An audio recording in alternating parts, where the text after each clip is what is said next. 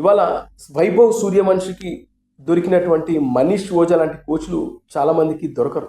ఆ పిల్లోడు అదృష్టం. ఆ కోచ్ కూడా అతను చూడగానే వీడిని నేను తయారు చేస్తా అనుకున్నాడు. ఎగ్జాంపుల్ చెప్పాలంటే మీకు కొంతమంది ఉన్నారు, ఇలాంటి పిల్లల్ని అడాప్ట్ చేసుకొని ఇతన్ని నేను తయారు చేస్తే ఇతను ఖచ్చితంగా ఆడతాడని నమ్మి వాళ్ళ వెనకాల ఉండి సొంత కొడుకులాగా చూసుకొని తయారు చేసిన వాళ్ళు ఉన్నారు. ఉదాహరణకి మీకు చెప్తే తిలక్ వర్మ కోచ్ సలాం బాయిష్ నాకు మంచి ఫ్రెండ్. ఆయన కూడా తిలక్ వర్మ తల్లిదండ్రులు అంతగా పట్టించుకోలేదు. వాళ్ళ బాబు గ్రౌండ్కి వెళ్తున్నాడు వస్తున్నాడు అంతవరకే తెలుసు వాళ్ళకి. కానీ సలాం బాయిష్ తిలక్ వర్మను సొంత కొడుకులాగా తనని ఎట్లా తయారు చేయాలో అతను తిలక్ వర్మని ఇండియా ఆడించాలనే ఒక బలమైన సంకల్పంతో ఉదయం 6 గంటల నుంచి రాత్రి 6 గంటల వరకు నిర్విరామంగా కష్టపడ్డాడు. ఎందుకంటే తిలక్ వర్మ 16 సంవత్సరాలు అండర్-16 ఆడొచ్చిన తర్వాత నేను ఫస్ట్ టైం ఈసీఎల్ గ్రౌండ్లో చూసిన తర్వాత అతని ఫస్ట్ ఇంటర్వ్యూ నేనే చేశాను. అలాగే యశస్వి జైస్వాల్ మీ అందరికీ తెలుసు, అతను పానీపూరి అమ్మాడు. అలాగే అతను చాలా కటిక పేద కుటుంబం నుంచి వచ్చాడు. ఇవంతవరకే తెలుసు. నేను యశస్వి జైస్వాల్ కోచ్ను కూడా కలిశాను, ఆయనతో కూడా మాట్లాడాను ముంబై వెళ్ళినప్పుడు. అయితే అతని పడ్డ కష్టం అంతా ఇంత కాదు. ఆ పిల్లోడిని మొట్టమొదటిసారి ఇతను ఆజాద్ మైదాన్లో చూశాడు. చర్చ్ గేట్ దగ్గర ఉంటుంది ఈ మైదాన్. అక్కడ చూసినప్పుడు ఇతను ఆడుతున్నప్పుడు ఇతను ఇంకో పిల్లోడు ఇద్దరు, అతను అండర్-19 ఆడిన అబ్బాయితో పాటు ఇతను ఓపెన్ నెట్స్ ఆడుతూ ఉన్నారు గ్రౌండ్లో. ఆడేటప్పుడు ఆ వికెట్ అంటే ఆ టఫ్ వికెట్ కొంచెం అన్ఈవెన్ బౌన్స్ అవుతుంది. అండర్-19 ఆడిన పిల్లోడు స్ట్రగుల్ అవుతూ ఉంటే అప్పటికి 12 ఏళ్ళ 13 ఏళ్ళ పిల్లోడు వీడు ఈజీగా ఆడేస్తున్నాడు. అది చూసి ఈ యశస్వి జైస్వాల్ కోచ్ జ్వాలా సింగ్ అతనితో మాట్లాడాడు. ఏంటి బాబు నువ్వు ఎక్కడి నుంచి వచ్చావు, ఏంట్రా నీ బ్యాక్గ్రౌండ్ అంటే, నేను ఇక్కడ పక్కనే ఉన్న టెంట్లో ఉంటున్నాను సార్ అని చెప్పాడంట. ఆశ్చర్యపోయాడు. ఎవరు లేరా అంటే ఎవరు లేరు, ఒక్కనే ఆ టెంట్లో ఉంటున్నాను. ఈ గ్రౌండ్లో నెట్లు మ్యాట్లు కొట్టే ఒక తాతతో కలిసి నేను ఉంటున్నాను. అతను ఆలోచనలో పడ్డాడు. మళ్ళీ నెక్స్ట్ డే వచ్చి నాతో వస్తావా అని అడిగాడు. ఇతను కాస్త ఆలోచించాడు. అక్కడ ఇతనికి నేర్పించే కోచ్ చెప్పాడు, అతనితో వెళ్ళు, అతను మంచిగా నేర్పిస్తాడు, నేను ఇంట్లో ఉంచుకుంటాడని చెప్తే నమ్మి అతని వెంట వెళ్ళాడు. అలా సొంత కొడుకులా భావించి యశస్వి జైస్వాల్ని ఈ జ్వాలా సింగ్ ఇంట్లో పెట్టుకొని అతన్ని ఆడించడం స్టార్ట్ చేశాడు. అలా యశస్వి జైస్వాల్ ఇవాళ సక్సెస్ అయ్యాడంటే దాని వెనకాల కష్టం జ్వాలా సింగ్.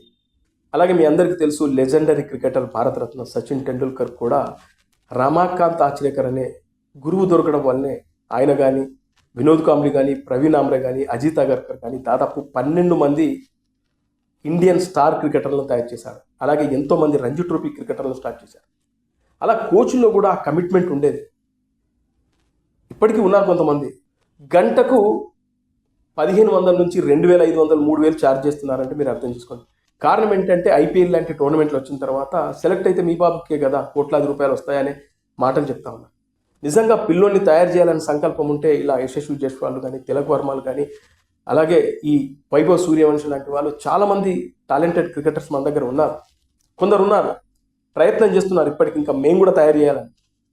అలాగే తల్లిదండ్రులు కూడా ఇవాళ వాళ్ళ పిల్లల్ని వాళ్ళకి తెలిసిన క్రికెట్ ఆడిపిస్తున్నారు. కారణం ఏంటంటే ఇవాళ అంతంత పెట్టి మనం కోచింగ్ ఇప్పించలేని పరిస్థితిలో ఉన్నారు చాలామంది. వాళ్ళకి తెలిసిన క్రికెట్ ఆడిపిస్తున్నారు. కొంతమంది యూట్యూబ్లో వీడియోలు చూసి ఆడిపిస్తున్నారు, ఇంటిపైన నెట్లేసి ఆడిపిస్తున్నారు. ఇంకా చెప్పాలంటే క్రికెట్ ఆడే పేరెంట్స్ అంటే క్రికెట్ నేర్పించే పేరెంట్స్ పరిస్థితి చాలా చాలా దారుణంగా ఉంటుంది. వాళ్ళ లైఫ్ను సాక్రిఫై చేస్తారు.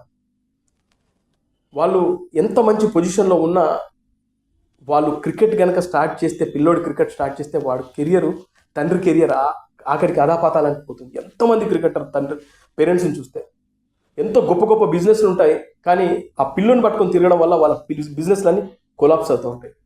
మంచి మంచి పొజిషన్లో ఉంటారు చాలామంది, వాళ్ళ పిల్లల్ని పట్టుకొని తిరగడం వల్ల వాళ్ళ జీవితాలు నిజంగా రోడ్డు మీద పడ్డ వాళ్ళు చాలామంది ఉన్నారు. అప్పుల పాలైన వాళ్ళు ఉన్నారు.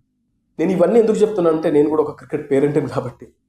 ఇలా చాలామంది క్రికెట్ నమ్ముకొని జీవితాలను సర్వనాశనం చేసుకునే వాళ్ళు ఉన్నారు, రోడ్ల మీద పడేవాళ్ళు ఉన్నారు, అప్పుల పాలయ్యే వాళ్ళు ఉన్నారు, మానసిక వేదన పడేవాళ్ళు ఉన్నారు. ప్రతిరోజు ఇంట్లో ఏదో రకంగా వాడు మంచిగా ఆడిన రోజు సంతోషం, మంచిగా ఆడకపోతే ఆ రోజంతా ఆ ఇంట్లో ఏదో ఇంట్లో కోల్పోయినట్టే.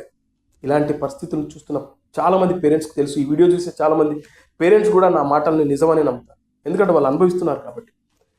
ఇవాళ వైభవ్ సూర్యవంశి అనే అబ్బాయి అంత విధంగా క్రికెట్ ఆడాడంటే, అంత గట్స్ చూపిస్తున్నాడంటే, ఆ విధమైన ఎబిలిటీ ఉందంటే అంటే దాని వెనకాల ఆయన తండ్రి కష్టం.